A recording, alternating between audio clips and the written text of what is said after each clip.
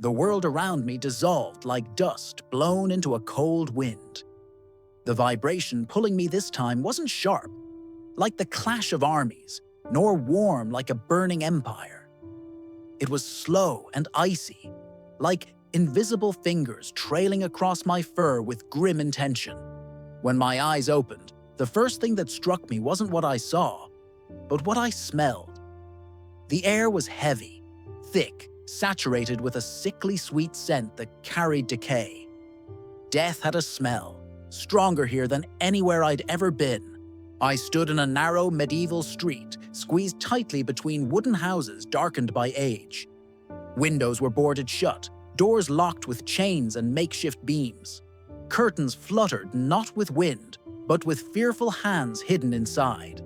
Everything felt frozen, suspended, as if the entire city were holding its breath, praying the world would forget it existed. I stepped forward, cautiously, and my feline senses caught something unsettling. A silence too complete, too unnatural. Not the silence of dawn or sleep, but the silence of a place where sound itself was afraid. A silence that felt like a warning, echoing through every stone. My whiskers twitched. Something invisible lingered in the air. Not magic, not a temporal fracture, but a threat that clung to every worn surface. An enemy without form, without sound, without mercy. Every instinct in my small body whispered danger, whispered caution. And then I understood.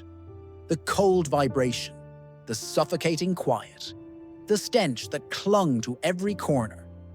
I had landed in the heart of the greatest medieval tragedy, the year 1347, and the Black Death had already begun its silent harvest. The houses seemed to breathe unevenly, as if each wall strained to keep something out.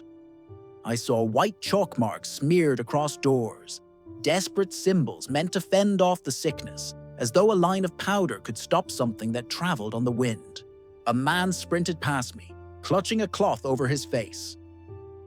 He dodged around me as though I carried the disease in my fur. His eyes were wide, red with exhaustion, with sleepless nights spent listening for coughs behind thin walls. He ran not from a person, but from the very air. The Black Death needed no weapons, no armies. It traveled in silence, on fleas hidden in rats, on clothing, on market grain, on the breath of strangers. The smallest creature carried the deadliest enemy Europe had ever known. The sharp scent of vinegar clung to the street. People scrubbed their doors and windows with it, believing it could purify the air. Some burned herbs inside shuttered rooms. Others spoke prayers through cracks in the wood. Everyone was trying to fight an opponent they couldn't see. I sat in the dim shadow of a doorway. The disease couldn't touch me, but the atmosphere pressed against me like a heavy cloak, dense with fear and despair. A rusty, creaking sound echoed nearby. Two men hauled a rickety cart along the uneven stones, its wheels trembling under the weight of something covered by coarse fabric. Every groan of wood felt like a lament. When they stopped, they lifted the cloth. A woman's body lay beneath, skin gray, lips darkened, eyes half open as if still searching for life. Swollen black lumps, buboes, bulged under her neck and arms, the grim signature of the bubonic plague. The illness consumed people from the inside. Violent fevers, delirium, vomiting, pain that made breathing a struggle. The buboes pulsed painfully, growing so fast they seemed to beat with the heart. Death came in days, sometimes hours.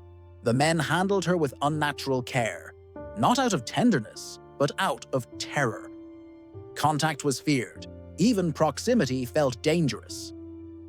They lowered her to the ground and retreated immediately, wiping their hands on their clothes as if trying to remove the fear itself. I watched in silence. I had seen bodies before. Battlefields littered with them. But this was different. This was a quiet extinction, spreading house by house, street by street. The church bell was the only voice left in the city. It rang so often it no longer signaled prayer. It signaled loss. Each toll marked another home, another family, another name swallowed by the plague. People no longer cried loudly. Grief had shifted into numbness. Their eyes were hollow, their faces carved by sleepless dread. Mourning had become a daily routine. The churchyard was lined with shallow graves, fresh earth piled beside them, unable to keep pace with the rising dead. Rain softened the soil, blurring the boundaries between one grave and the next.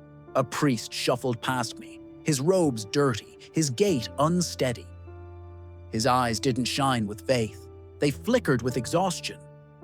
His prayers were whispered, frail, like fragile threads struggling to hold together a world unraveling too quickly. The plague didn't just attack bodies, it unraveled hope. Further on, I reached a street strewn with abandoned toys, a cloth doll lying face down, a wooden horse missing a wheel, a tiny ball split at the seams. No footsteps, no laughter. Children's silence was the loudest sound I had ever heard. They were the first to be hidden indoors, but often the first to fall ill. Families sealed themselves inside rooms with shuttered windows, believing isolation could save them. Yet the disease seeped through cracks, through touch, through shared air. As I moved, the street felt watchful, as if the city itself was ashamed of its helplessness. Every shadow hid a story of fear. A small face appeared behind a narrow window slit. A girl stared at me with enormous eyes, filled with a question children should never have to ask. Am I next? She didn't dare open the window. She didn't need to. Her fear washed over me. Part of me wished I could climb up to her, offer warmth or comfort. But I am only a witness. I walk through time without changing it. Soft, scurrying sounds reached my ears. Rats, thin and frantic, darting between crates and sacks. Their presence made humans recoil in terror, and for good reason. The fleas living in their fur carried the bacterium Yersinia pestis.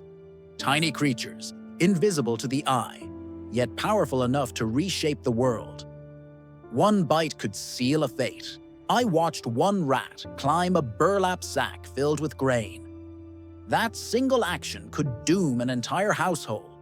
And as markets bustled across continents, the disease traveled through trade faster than any army ever could. From Messina to Genoa, from Marseille to Venice, from Barcelona to London. No harbor was safe. The plague was already steps ahead wherever people thought they could flee. It was the perfect enemy, silent, invisible, unstoppable. In a cramped square, a small crowd had gathered, but none stood close to one another. On the ground lay a man, barely breathing. His wife clung to him, begging for help that no one dared to give. People watched with sorrow, but also fear. The fear that touching him would doom them too. Terror turns kindness into distance, compassion into hesitation. Two men approached with a cart. They didn't look at the woman. They only lifted the body, covered it, and carried it away as they had done countless times. The woman collapsed, her sobs shaking her entire body. Humans often believe they command their world, but here they were powerless pieces in a collapsing system. I watched the woman clutch her husband's clothes, as if holding tighter could hold him in the world a little longer. I walked closer, knowing she couldn't see me. But presence, even unnoticed, is sometimes the only gesture left. The deeper I walked into the city, the heavier the air became. Not physically, emotionally. Fear had weight here. It thickened the space between buildings and clung to walls like invisible mold. Trade routes that once brought spices, silk, and knowledge now carried death. In 1347, when a fleet of Genoese ships limped into Sicily with crews nearly dead, the fate of Europe had already been sealed. No king, no army, no prayer could stop what was coming. Ports that once overflowed with life turned into gateways of plague. Venice attempted quarantines, 40 days of isolation, but even that was too late. The disease had already slipped ashore. Villages vanished.